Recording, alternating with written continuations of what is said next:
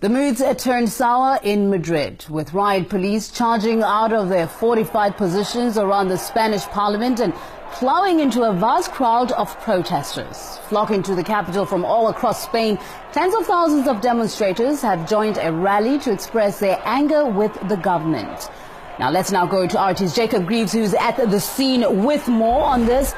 Jacob, good to see you there. Now, some brutal scenes we're seeing in Madrid. Bring us up to speed on what's happening there right now.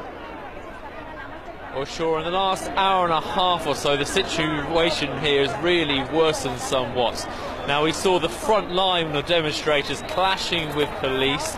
There were some injuries involved there. After an ambulance had to fight its way through this amassed crowd, we saw someone being taken away on a stretcher. We've also seen protesters pelting police with objects as well. And really, we got an impression of some of the panic felt by those demonstrators as police pushed them back. There are thousands of people here hemmed into a very small space, and when they're being pushed back, they've got nowhere to go. Now, this is all in aid of the so-called Occupy Congress movements, and we've spoken to organisers throughout the course of today, and they say the aim wasn't to actually occupy physically the Parliament itself, but what they do want to do is they want to send their message, make sure it's heard by those MPs inside Parliament. That is anti-austerity and anti some of the cuts. Now, we're joined at the moment by Carlos Decas, he's a sociologist. Now, the situation behind us at the moment, again, it's looking pretty precarious. Is this worth it to try and get this message across? Well, I think actually that's the question of whether or not this is worth it is a question for the government and for the Troika of the European Union.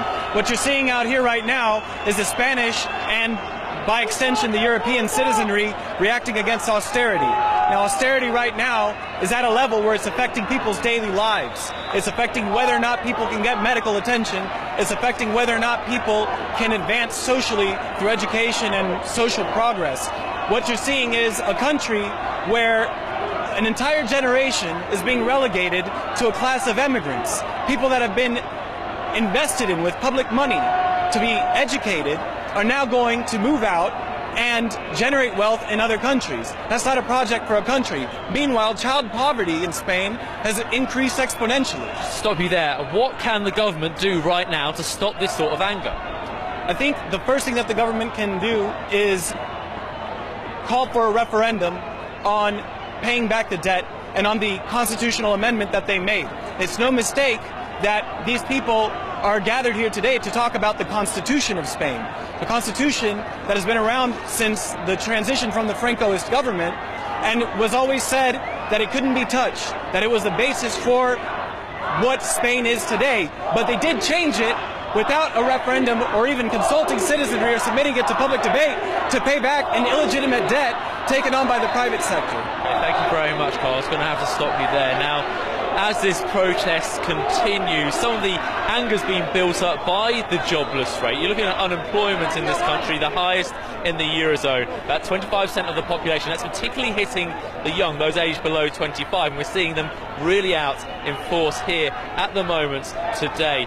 And we are hearing at the moment that potentially there will be an announcement on the budget for next year being announced later this week, and there may actually be a stop when it comes to any more cuts to healthcare, to education, those that have really riled a lot of public anger in the last couple of months. Right, thank you for that. Jacob Greaves, who's in Madrid right now, RT correspondent, giving us the latest on what's happening on the ground in Madrid. Now, among the protesters' demands are the complete halt to austerity and the dissolution of Parliament. But journalist and author Miguel Ángel Murado says for that to happen, the indignados need a clear objective. The same indignados or indignant movement, which a year and a half ago was very successful in bringing out in the streets tens of thousands of people, and not exactly against something very specific, but against the way in which politics are done, the lack of transparency, the lack of democracy, the fact that important decisions are not consulted with the people. I said they had a huge success, but it was short-lived. It fizzled out very quickly. practically because their demands were too huge, were too vague also. There will be people, undoubtedly, probably thousands of people. So yes, there's anger, there's resentment against the government. The Spanish government is trying to resist that because they know it's unpopular, but I'm afraid they will probably bow to the dictates of Brussels once again, and we will have more maybe tax raises and all that sort of thing. Right, just to remind you, if you've just joined us, people from across Spain traveled to the capital for today's demonstrations to show their anger against the government's handling of the financial crisis. Thousands of protesters from across Spain have surrounded the country's parliament, chanting and jeering and passing deputies. They're voicing their anger against the government's anti-crisis policies, namely drastic cuts and a soaring jobless rate. Among people's demands are a complete halt to austerity and the dissolution of parliament. Now, just to remind you, these are live pictures from Madrid. The protest has been tagged Occupy Congress. Now, those pictures you're looking at just from a few minutes ago, where clashes had already broken out with protesters and the police, who are heavily armored, using batons and even making some arrests. At least 1,300 police are on duty at the Congress building right now.